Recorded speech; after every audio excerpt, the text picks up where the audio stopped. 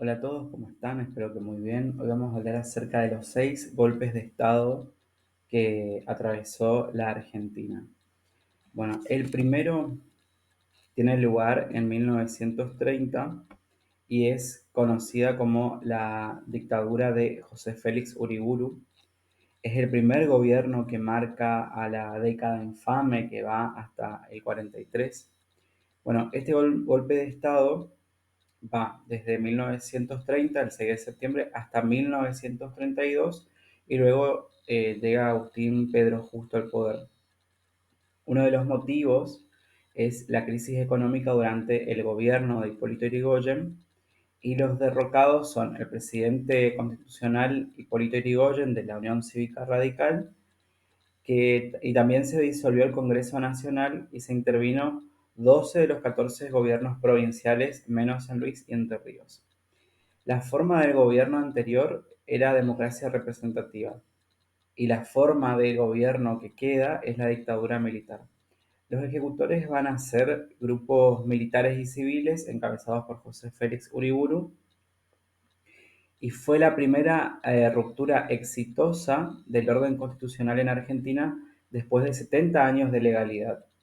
Uriburu ocupó de facto la presidencia de la nación argentina, autodesignándose presidente del gobierno provisorio. La dictadura además fue apoyada por grupos políticos, empresariales y mediáticos, y los miembros de la Corte Suprema, José Figueroa Alcorta, Roberto Repeto, Ricardo Lavalle y el Procurador General Horacio Rodríguez Larreta, que permanecieron en sus cargos y avalaron el golpe mediante la doctrina de los gobiernos de facto. Las influencias ideológicas de los impulsores del golpe son nacionalismo, corporativismo, anti-irigoyenista y extrema derecha.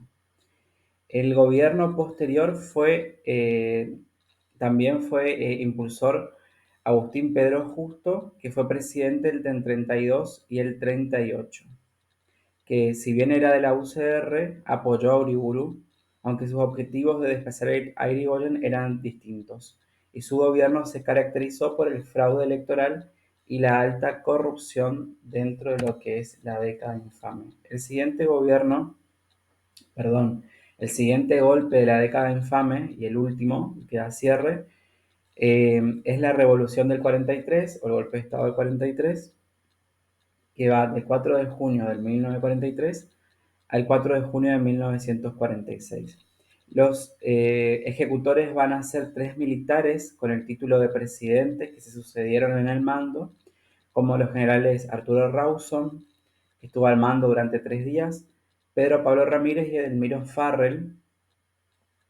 Y la Revolución del 43 fue un confuso proceso político durante el cual diversos grupos, muchos de ellos sin protagonismo anterior en la historia, se disputaron el poder. El golpe no tenía pretensiones de permanencia en el poder, por lo que fue una dictadura de tipo transitoria, y en dicha revolución influyó notablemente el coronel Perón, que estableció una alianza con un amplio grupo de sindicatos de diversas tendencias que se organizó como Corriente Laborista Nacionalista.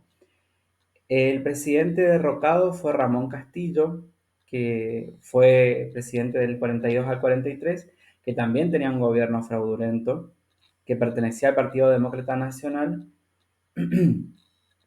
y las influencias ideológicas de los impulsores Rawson, Ramírez y Farrell eran anticomunismo, catolicismo y sindicalismo.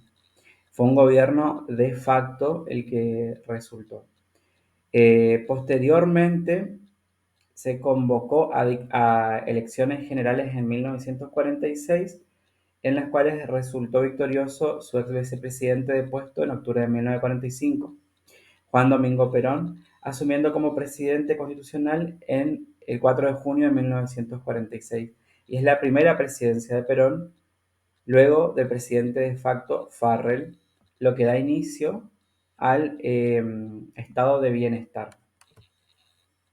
En el medio se da la experiencia del voto femenino en 1951, que fue aprobada durante el gobierno de Juan Domingo Perón y se puso en vigencia por primera vez en las elecciones presidenciales de 1951.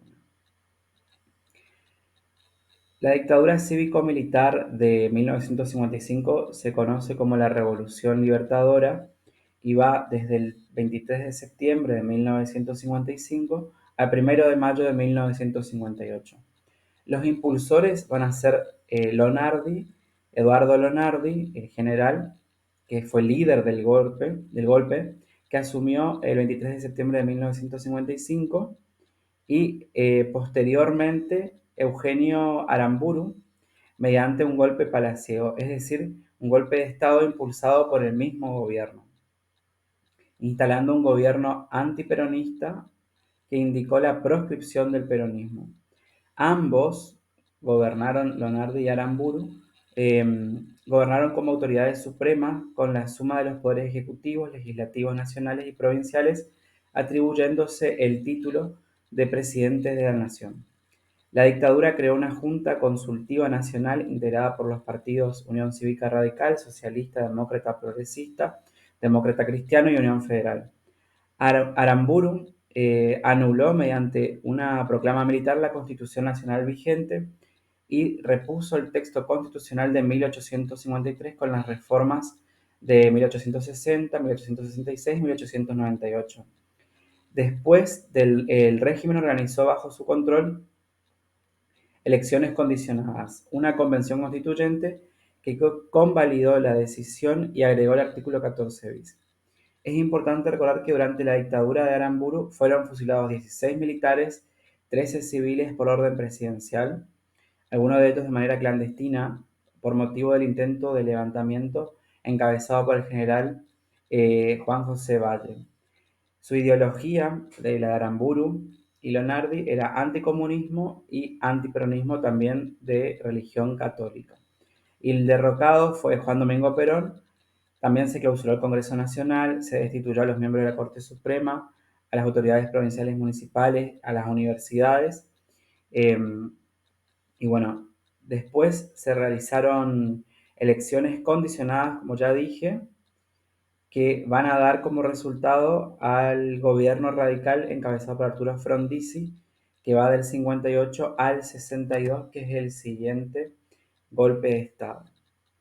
Este golpe de Estado va desde el 29 de marzo de 1962 hasta el 12 de octubre de 1963.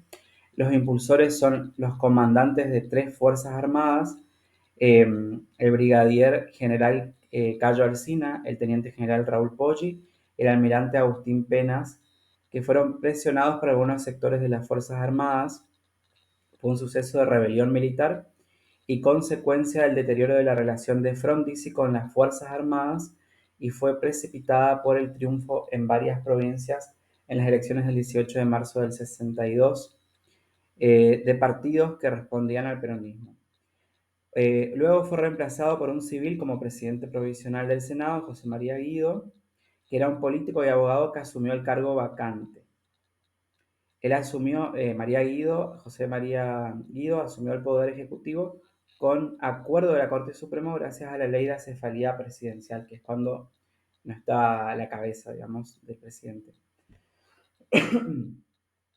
Esta dictadura tuvo como finalización el 12 de octubre de 1963, que ahí asume Arturo Humberto Illia por elecciones representando a la Unión Cívica Radical, que va desde el 63 al 66, que es el siguiente golpe de Estado. Este golpe de Estado del 66, a diferencia de los golpes anteriores, no se presentó como provisional, sino que pretendió establecerse como un sistema dictatorial de tipo permanente, luego asociado al concepto de Estado burocrático autoritario.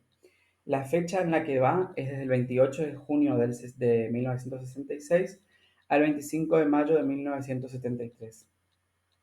Y los motivos fueron la alta conflictividad política y social generada por la dictadura, que incluyó una fuga de cerebros, puebladas insurreccionales, la aparición de organizaciones guerrilleras y luchas internas que produjeron dos golpes palaciegos, que es decir, golpes impulsados por el mismo gobierno, por lo que se sucedieron en el poder tres dictadores militares: Juan Carlos Onganía, eh, Roberto Marcelo Levingston y Alejandro Agustín Lanusse, Ahí en la pantalla pueden ver las fechas en las que asumieron el poder. El derrocado, bueno, fue Arturo Umberto Illia, que fue presidente del 63 al 66. Estos ejecutores, como ya dije, produjeron dos golpes palaciegos y sus influencias ideológicas son anticomunismo, antiperonismo, desarrollismo, industrialización, liberalismo conservador, nacionalismo católico y reformismo. El gobierno posterior a esta dictadura fue el de Héctor Cámpora, que fue de mayo a julio del 73. Solamente ejerció la presidencia durante 49 días, así que esa fue la dictadura del 66. Bueno, y por último tenemos el proceso de reorganización nacional, así fue conocida el golpe de Estado de 1976, que duró mucho tiempo porque fue desde el 24 de marzo de 1976 al 10 de diciembre del 83. Las características fue que se adoptó la forma de un Estado burocrático autoritario y se caracterizó por establecer un plan sistemático de terrorismo de Estado que incluyó robos de bebés con ocultamiento de su verdadera identidad y desaparición de personas. Más de 30.000 desaparecidos y este dato no se discute. Si bien hay sectores negacionistas, ese dato es así. O sea, desaparecieron más de 30.000 hijos y nietos. Bueno, los objetivos que tuvo este golpe fueron declarados como el proceso de reorganización nacional para combatir la corrupción y la subversión. Esa fue la excusa que se llevó a cabo para la desaparición y tortura. Ahí se estableció un nuevo modelo económico-social, siguiendo los lineamientos ideológicos del neoliberalismo que recién surgía, impuesto mediante una política de violación de los derechos humanos, en línea con la doctrina de la seguridad nacional elaborada por Estados Unidos. Acá, bueno, Estados Unidos está vinculado siempre con estas dictaduras militares, siempre apoyó a los golpes de Estado, a los militares, porque cada vez que había una posible experiencia socialista se aseguraba de cortar con eso. No nos olvidemos que aún en un nivel mundial estábamos en pleno contexto de Guerra Fría, es decir, el mundo polarizado que se vivía entre capitalismo y socialismo. Y cuando Estados Unidos advertía que en América Latina podía haber una experiencia socialista como la hubo en Chile y también en Cuba, automáticamente se apoyaba a estas dictaduras militares. Bueno, los derrocados, se derrocó a todas las autoridades constitucionales, nacionales y provinciales, incluyendo la presidenta justicialista María Estela Martínez de Perón, imponiendo en su lugar una junta militar integrada por los tres comandantes de las Fuerzas Armadas, que dictó varias normas de jerarquía supraconstitucional y nombró un funcionario militar con la suma de los poderes ejecutivos y legislativos de la nación y las provincias, que recibió el título de presidente, entre comillas, ¿no? Y 5 funcionarios civiles que ocuparon la Corte Suprema. Los ejecutores, bueno, el gobierno de Estela Martínez fue conocido como también el del tercer peronismo. Los ejecutores fueron desde del 76 al 81 Jorge Videla, también en el 81 estuvo Roberto Viola, del 81 al 82 Leopoldo Galtieri, del 82 al 83 Reinaldo Vignone. Bueno, el gobierno que posterior a esta dictadura, eh, que fue el 10 de diciembre de 1983, que la dictadura se vio debilitada por la derrota de la guerra de Malvinas contra el Reino Unido, eh, asumió finalmente en 1983 Raúl Alfonsín, quien restaura la democracia asumiendo el 23 de diciembre.